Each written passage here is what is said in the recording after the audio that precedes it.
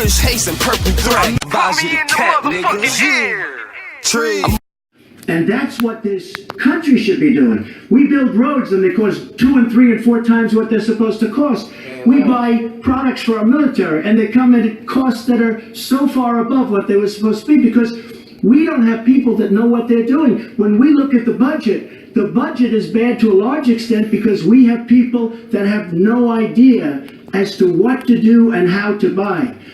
The Trump International is way under budget and way ahead of schedule, and we should be able to do that for our. Well, we're well behind schedule, so I'm going to move to our next segment. We move into our next segment talking about America's direction, and let's start by talking about race.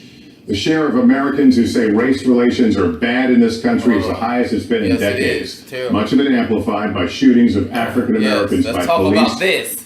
as we've seen recently in Charlotte and Tulsa.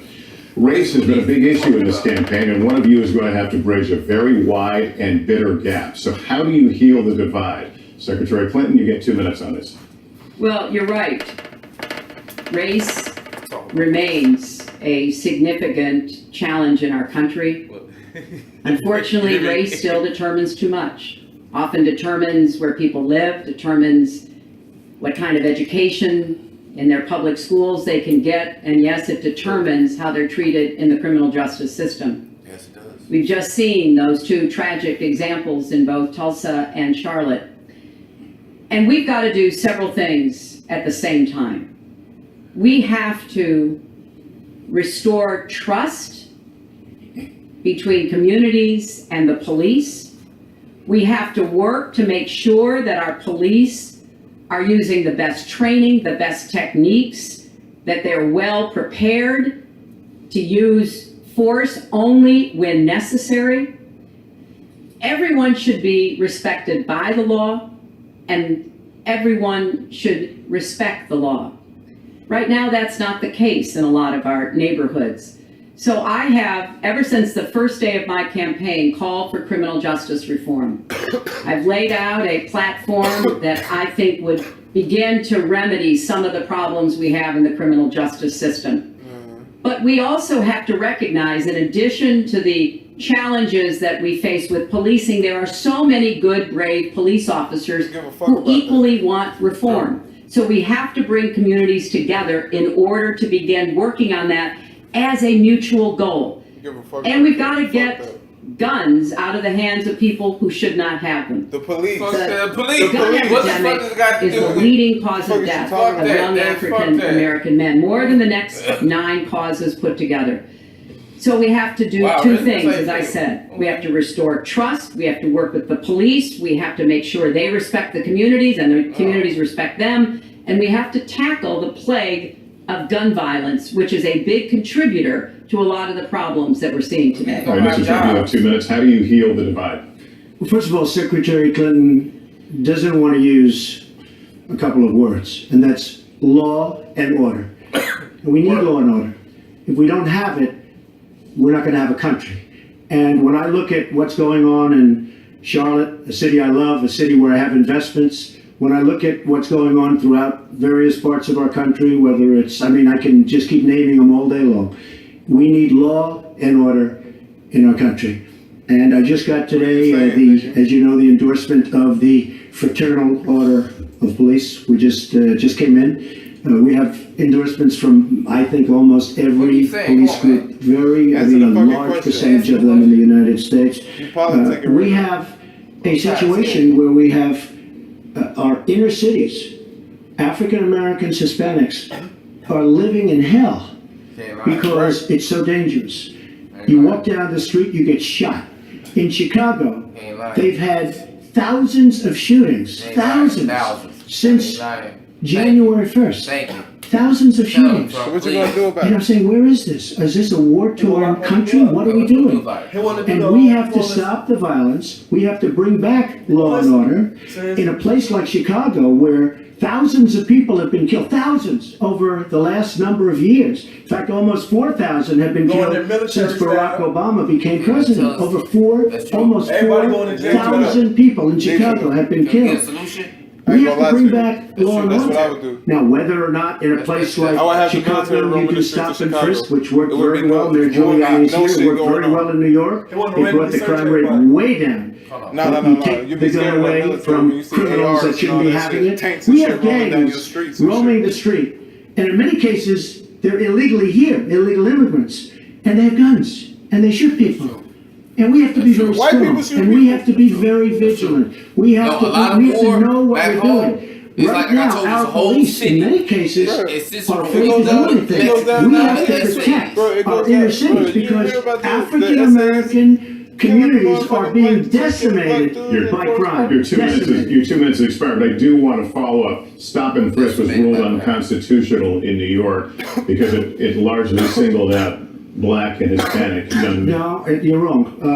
It went before a judge who was a very against police judge. You don't go to It was white taken neighborhoods away to get from her, frisked?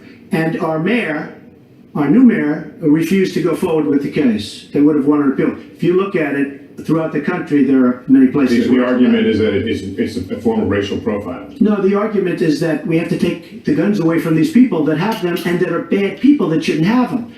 The These are police. felons, these are people that are bad people that shouldn't be.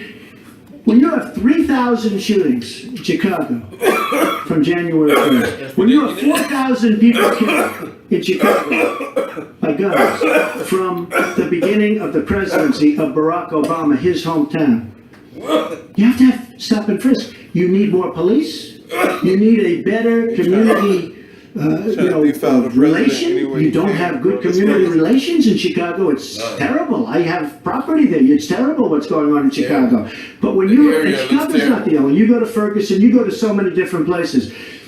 You Why need not go better there, relationships. force I your agree mayor to with clean it up? Secretary Clinton on this. You need What is the better mayor doing? relationships between What the is that going communities on? and the police, because in some cases it's not good. But you look at Dallas, That's what I'm where saying. the Go to the relationships were neighborhoods really and clean 'em up. studied. The relationships were really a beautiful thing.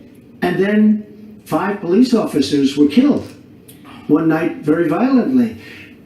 So there's some bad things going on, some really bad things. We But get we need, killed. We listen, get we killed need every other law and day. order. What are you And we need talking law and about? order in the inner cities, because the people that are most affected by what's happening are African American and Hispanic people, and it's very unfair to them what our politicians are allowing to happen. Yes. Yes. Well, Donald I've Trump. heard Be Donald say alive. this at his rallies, Yeah. They and allow- Very they unfair. allowing them. They allow it's them to really do this shit. unfortunate They that allow we them. paint Anytime such a motherfucker a get shot like that, man, they should be fucking negative prosecuted. picture Not of suspended. black Pay. communities in our country. Ugh. You know, the vibrancy of the black church, the Put on leave of black absence. businesses that employ so many people, You the said the vibrancy of the opportunities black that church? so many families are working to provide for their kids. Caught the Holy Ghost. There's a lot that we should be proud of and we should be supporting and lifting up. But we do always have to make sure we keep people safe. There are the right ways of doing it, and then there are ways that are ineffective. Stop and frisk was found to be unconstitutional, It is unconstitutional. and Yes. in part because it was ineffective. It did not do what it needed to do. Hold Now, on. I believe She in just said it was community unconstitutional policing, 'cause it was and in ineffective. fact, violent makes crime sense. It wasn't is working, one though. half of what it But was still, in it's 1991. unconstitutional. So if it was Property crime working, is so if it down was working, 40%. it would have been We just don't constitutional. want to see it creep back up. What the fuck? We've had 25 years Running the of country, very I mean, that good makes sense. cooperation, but there were No. some problems, some unintended consequences. Too many young African American and Latino men ended up in jail for nonviolent offenses. True. And it's just a I was fact one of them. that if you're a young African American man Facing and a you year do the for some same thing marijuana. as a young white man, Yes. you are more likely to be arrested, Yes, charged, yes, convicted, and incarcerated. So we've got to address the systemic racism in our criminal justice system. You're right. We cannot just say law and order. We have to Can't say say, law and order. we have to come forward with a plan that is going to divert people from the criminal justice system, deal with mandatory minimum sentences, which have put too many people away for too long for doing too little. We need to have more second husband did chance sign off on programs. that. I'm glad that we're ending private prisons in the federal system. I want to see them ended in the state system. You shouldn't have a profit motivation to fill prison cells with young Americans. So there are some positive ways we can work on this. And I believe strongly that common sense gun safety measures would assist us right now. And this is something Donald has supported along with the gun lobby. Right now, we've got too many military style weapons on the streets. In a lot of places, our police are outgunned. We need comprehensive background checks, and we need to keep guns out of the hands of those who will do harm. And we finally need to pass a prohibition on anyone who's on the terrorist watch list from being able to buy a gun in our country. If you're too dangerous to fly, you are too dangerous to buy a gun. So there are things we can do, and we ought to do it in a bipartisan way. Secretary Clinton, last week you said we've got to do everything possible to improve policing, to go right at implicit bias. Do you believe that police are implicitly biased against black people? Lester, I think implicit bias is a problem for everyone, not just police.